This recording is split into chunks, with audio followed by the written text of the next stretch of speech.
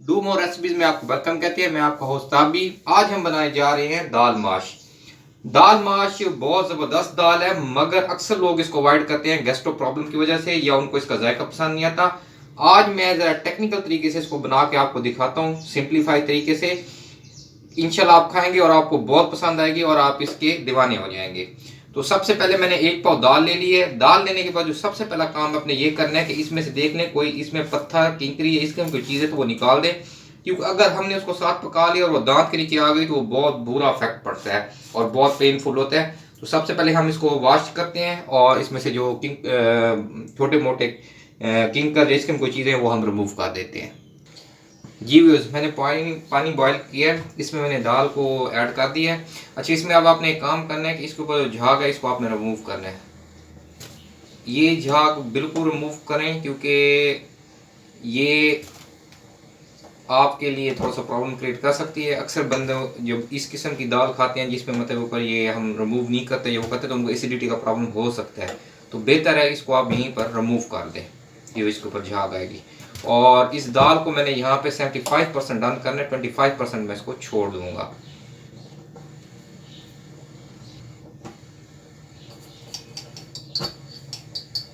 इस मौके पर इसमें मैं 1 टीस्पून नमक ऐड कर रहा हूँ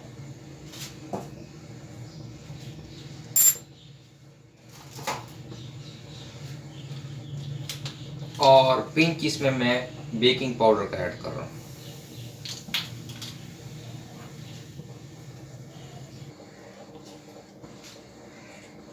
दाल हमारी 75 to 80% डन हो चुकी है।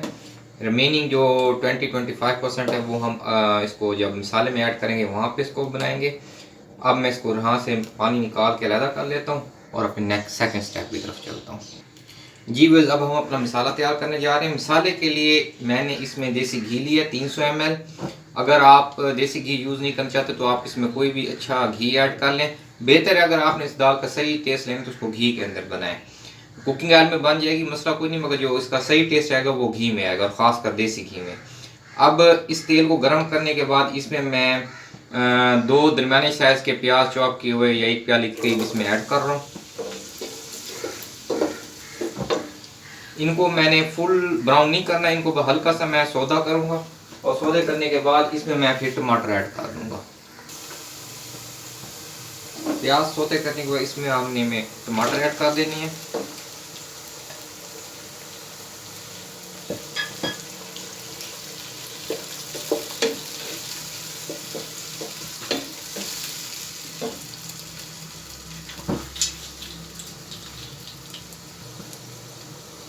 और 1 टीस्पून इसमें मैं नमक ऐड कर दूँगा।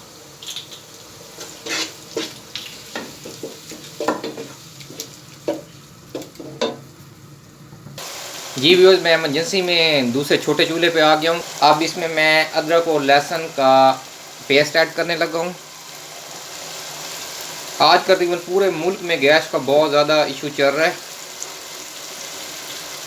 गैर एलानिया लोड शेडिंग, किसी भी वक्त जब इनका दिल करता है गैस ले लेते हैं।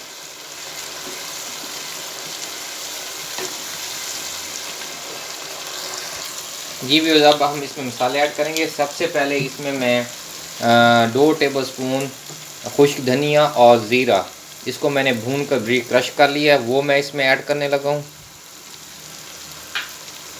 इसके साथ मैं इसके अंदर 1 टेबलस्पून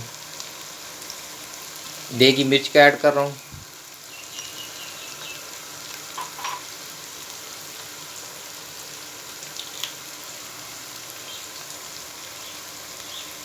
हाफ टेबल स्पून इसमें आप कुटी लाल मिर्च ऐड कर दें। अच्छा, इसमें मैं हल्दी ऐड नहीं कर रहा। हल्दी से क्या होता है कि जो आप इसमें दाल ऐड करेंगे वो बिल्कुल पीली पीली हो जाएगी और उसका जो अपना एक वाइट और खूबसूरत कलर है वो उसमें वो नहीं नज़र आएगा। तो इस वजह से मैं इसमें हल्दी ऐड नहीं कर रहा। ये ऑप्शनल है, अगर आप हल्दी ऐड करना चाहें तो कर सकते हैं, वरना मैं इसको स्किप कर रहा हूँ। थोड़ा सा इसमें इमली पाउडर ऐड कर दें।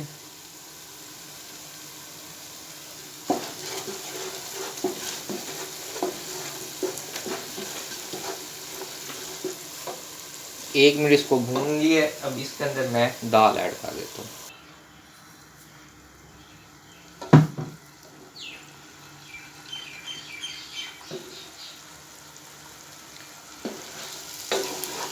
ये जो मैंने बेकिंग पाउडर इसमें ऐड किया था पिंच, उसकी वजह से आप देखें कि दाल माशाल्लाह कितनी साइज़ में बड़ी हुई है।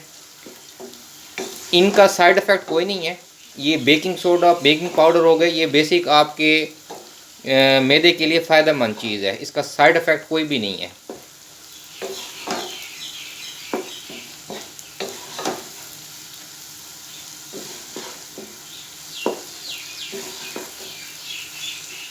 दो एक मिनट मैं इसको इस मसाले के साथ भूनूंगा दाल को, और फिर मैं इसमें थोड़ा सा पानी ऐड कर दूंगा।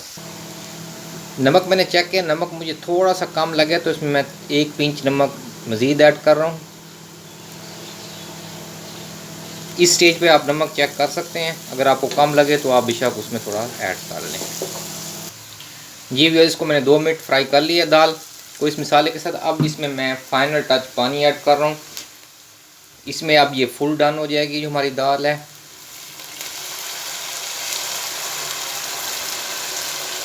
पानी सिर्फ आपने इतना ऐड करना है जिसके अंदर बस ये थोड़ी सी इसमें जो कसर है वो पूरी हो जाए और ये खुश्क हो जाए पानी इसमें। और कोशिश करें पानी जो है आप बॉयल वाटर लिया करें, उसका ये फ़ायदा होता है कि जो कुकिंग का अमल होता है वो कंटिन्यू रहता है। अगर आप इसमें के अंदर बिल्कुल ठंडा पानी ऐड करेंगे तो एकदम जो आपका टेम्परेचर है वो नीचे डाउन होता है और फिर दोबारा उसको रेज़ होने में टाइम लगता है, जिसकी वजह से जो आपका कुकिंग मेथड है वो भी मुतासिर होता है और जायका भी थोड़ा सा मुतासिर होता है। तो कोशिश करें इसमें आप गर्म पानी ऐड करें।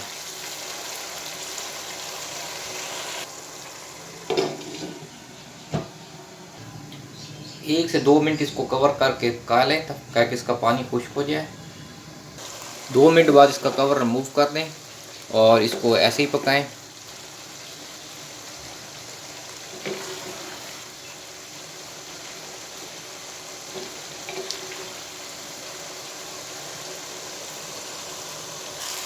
ये भी माशाल्लाह दाल हमारी बिल्कुल रेडी हो गई है। अब मैं इसको डिश आउट करता हूँ और आपको इसकी फाइनल लुक दिखाता हूँ। जी भी ये माशाल्लाह हमारा फाइनल डिस्प्ले है। बहुत ही मज़ेदार दाल माश तैयार हुई है। अच्छा, अब इसको खाने का मैं आपको टेक बता दूं कि अक्सर लोग इसको भी रोटी के साथ खाते हैं। रोटी भी अनाज है और ये भी अनाज है, तो कोशिश करें इसको आप अपनी हैबिट थोड़ी सी चेंज करें, इसको चमची के साथ खाना यूज़ करें। इससे ये होगा कि जिन लोगों को एसिडिटी का प्रॉब्लम है, एक तो उनको वो प्रॉब्लम ख़त्म हो जाएगा। दूसरा, इसको आप जब खाने लगें तो इससे आप कम से कम आधा घंटा पहले पानी पी लिया करें। खाने के बिल्कुल स्टार्ट में या एंड में पानी बिल्कुल ना लिया करें, उससे भी जब आप दालें और इस किस्म की चीज़ें खाते हैं तो एसिडिटी का प्रॉब्लम हो सकता है। तो बहुत ही मज़े की रेसिपी है, बहुत ज़बरदस्त, ज़रूर ट्राई कीजिए, इंशाल्लाह ताला आपको बहुत पसंद आएगी। जाने से पहले हमेशा की तरह इर्द गिर्द अपने तमाम प्यारे साथियों का ख्याल रखें, दुआ में याद रखें। अल्लाह हाफिज़।